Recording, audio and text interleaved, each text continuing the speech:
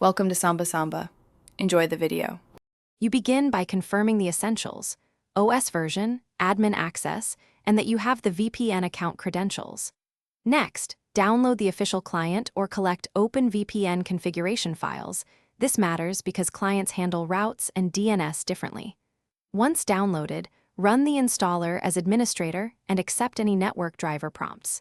Make sure to import config files if using a manual client. You're starting network-level changes now. Keep your credentials handy and note the server region you want to use. You now configure the client to control how traffic flows. Import the OVPN or add the server address, choose UDP for speed or TCP for reliability, and set the correct port.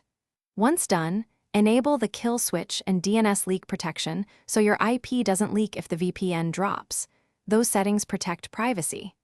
Decide on split tunneling to keep local devices on the LAN while routing selected apps through the VPN, or choose full tunnel to route everything. Apply and save the profile. You finish by connecting and verifying the connection immediately. Check the public IP with a lookup to confirm the server location, and run a DNS leak test to ensure queries use the VPN. Next, test speeds and access to the services you need. If sites or internal resources fail, try toggling split tunneling.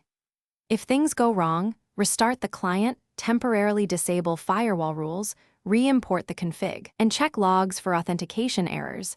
Those steps fix most common connection failures. Thanks for watching. Consider subscribing if we helped you.